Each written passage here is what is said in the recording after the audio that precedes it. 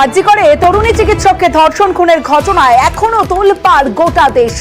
দোষীদের চিহ্নিত করে শাস্তি দিতে হবে এই দাবিতে পথে নামছে নাগরিক থেকে রাজনৈতিক নেতারা। আর সেখানে আজও মাটিগাড়ার ঘটনা, যেখানে গত বছর অগাস্টে স্কুল ছাত্রীকে ধর্ষণ খুন, সেখানে দোষী সাব্যস্ত অভিযুক্ত 4 সেপ্টেম্বর, কিন্তু আজও মাটিগাড়ার সাজা ঘোষণা হলো না। কেন হলো না, কোথায় আটকে গেল, কবে সাজা ঘোষণা, জানবো।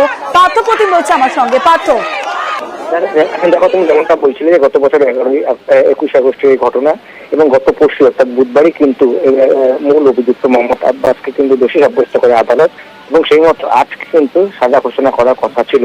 এবং স্পেশাল পিপি তিনি এসেছিলেন এবং তিনি আদালতের কাছে জানান যে কেন ফাঁসি হবে না। ফাঁসির পক্ষে তিনি বারবার করে বিচারকের কাছে দাবি জানান এবং তার যে কেন ফাঁসি হবে না সেই জন্য কিন্তু 21টি পয়েন্ট তিনি তুলে ধরেন বিচারকের কাছে। পাল্টা ওই অভিযুক্তের আইনজীবী ব্যাখ্যা করেন এবং বিপক্ষের মতামত শোনার পর বিচারক যেটা জানায়, আজ হেলটাপ করা হলো এই মামলার রায়। আগামীকাল দুপুর 3টের সময় এই মামলার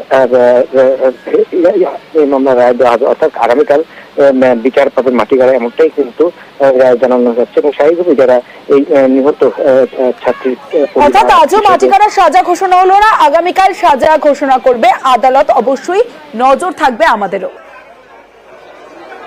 যে ক্রাইম করেছে আসামি, সে একটা প্ল্যান করে, ওয়েল থট আউট প্ল্যান করে একটা অ্যাবান্ডন বাড়িতে নিয়ে গিয়ে এই ক্রাইমটা হিনিয়াস ভাবে 4টে ক্রাইম করেছে। কিডন্যাপ করেছে, রেপ করেছে, মার্ডার করেছে, তারপর ইট দিয়ে থেতলে মুখটা চেঞ্জ করে দেওয়ার চেষ্টা করেছে।